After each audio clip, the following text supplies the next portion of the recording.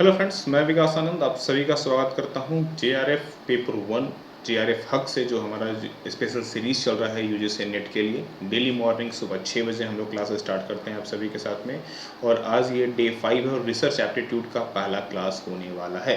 तो सभी लोग प्रॉपरली स्टार्ट करते हैं, ठीक है ना, बिना किसी किंतु परंतु के। एकदम सुबह सुबह 6 बजे एकदम अच्छे से फ्रेश माइंड में 5 क्वेश्चंस पढ़ो। 5 मिनट से भी कम समय में जितनी पॉसिबिलिटीज़ हो सके मैं डिस्कस कर लेता हूँ, ठीक है। चलिए, और जिन्होंने अभी तक हमारे Telegram group for the any updates और डिस्क्रिप्शन में जो ऐप का लिंक है वो ज्वाइन नहीं किया हुआ है एलएस अकेडमी ऐप के लिए, तो लिया हुआ है लिंक है, फटाफट जाओ इनरोल करो। चलिए देखते हैं पहला क्वेश्चन क्या बोला जा रहा है कि the step of experimental method, steps क्या क्या अपनाए जाते हैं किसी भी एक्सपेरिमेंटल मेथड्स के लिए। तो सबसे पहला चीज़ तो भैया ये होता है कि हमें सेलेक्शंस करना होता है प्रॉब्लम्स का, और उसके रिगार्डिंग में जो भी चीज़ें हो सकती हैं उसको प्रॉपर डिफाइन करना होता है, उसके रिगार्डिंग में इंफॉर्मेशंस जुड़ाने के लिए। फिर सर्वे करना पड़ता है, उससे रिलेटेड जितनी भी चीज़ें हैं, सर्वेक्षण हो चुके हैं, जितने भी आर्ट लिटरेचर्स हैं, उन सभी के बारे में जानने की कोशिश करते हैं। दूसरा हम काम करते हैं एक्सपेरिमेंटल डिज़ाइन करते हैं कि भैया एक्सपेरिमेंट करना कैसे है, कैसे कैसे चीज़ों को देखना है। अल्टीमेटली हम ये सभी चीज़ें अपनाएंगे। सो ऑप्शन नंबर डी यहाँ पर सही होगा।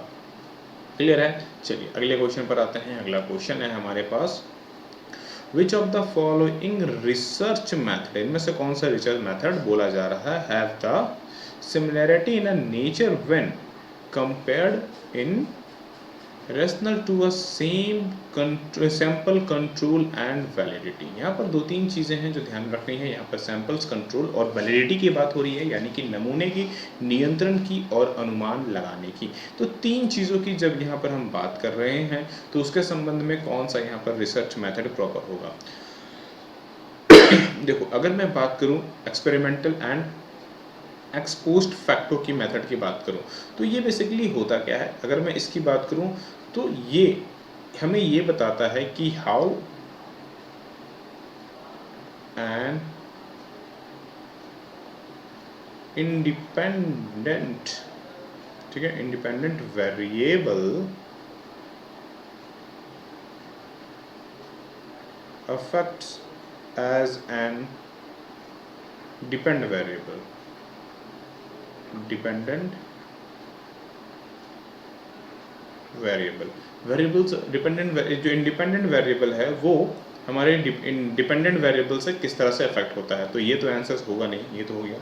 हिस्टोरिकल एंड फिलोसफिकल मेथड, जी हाँ, यही हमें बताता है एक सैंपल्स के थ्रू, एक कंट्रोल के थ्रू और उसकी वैलिडिटी के थ्रू, और हम किस तरह से फोरकास्टिंग्स कर सकते हैं, नियंत्रण कर सकते हैं, इन सभी चीज़ों का प्रॉपर बैलेंस्ड होता है। Option number D.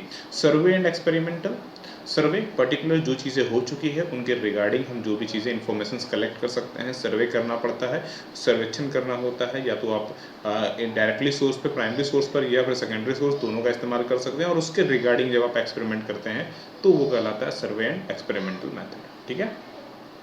अगले क्वेश्चन पर आते हैं। अगला क्वेश्चन है हमारे पास, द प्रोपोनेंट, कौन क्या चीज भाई, law of single variable, single variable, law of single variable, इनमें से किसने दिया हुआ है, हमें ये बताना है।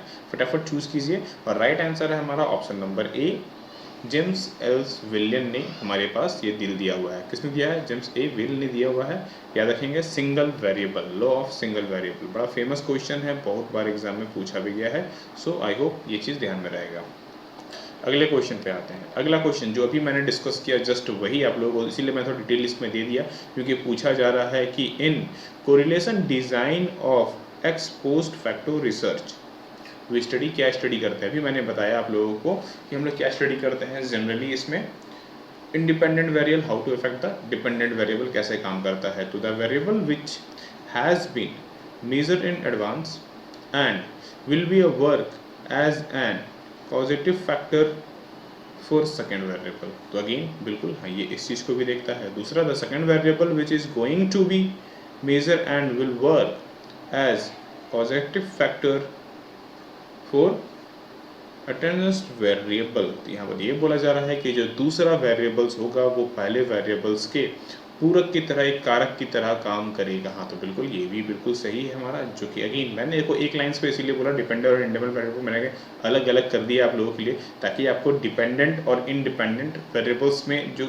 डिफरेंसेस चीज़ें हैं वो आपको समझ में आ जानी चाहिए।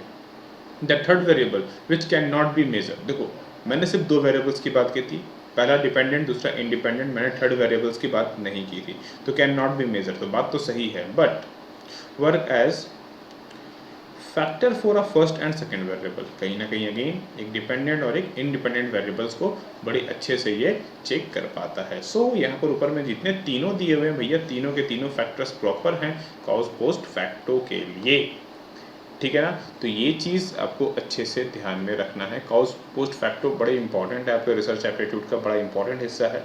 सो उम्मीद करते हैं कि इसको आप अच्छे से याद रखोगे, ठीक है ना। चलिए अगले क्वेश्चन पर आते हैं, और नेक्स्ट क्लास में हम लोग फिर डिस्कस करने वाले हैं आप लोगों के साथ में कम्युनिकेशंस, ठीक है।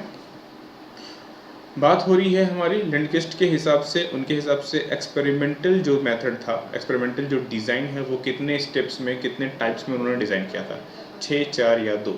तो इनके हिसाब से ये 6 पार्ट्स में आते हैं, ठीक है। राइट ऑप्शन ऑप्शन नंबर सी।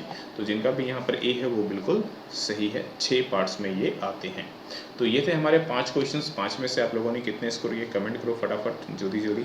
और अगेन जिनको और भी ज़्यादा एमसीक्यूज चाहिए, अगेन डेली क्विज ज़रूर ज्वाइन करेंगे। इसमें ऑलमोस्ट हम लोगों ने अभी तक 700 प्लस मॉक टेस्ट दिए हुए हैं, और ऑलमोस्ट हमारे को जहाँ तक मुझे याद है कि 10,000 से ज़्यादा एमसीक्यूज, जिसमें मैं पेपर 1 प्लस पेपर 2 दोनों डिस्कस करता हूँ, दोनों के एमसीक्यूज हैं, कम्प्लीटली मॉक टेस्ट है। तो जिन्होंने इनरोल नहीं किया, और डेली इसमें 50 से 60 एमसीक्यूज अपलोड होते हैं डेली के डेली, पेपर 1 पेपर 2 यार इससे बढ़िया और क्या मिलेगा, वो भी 125 रुपये में पूरे साल भर के लिए।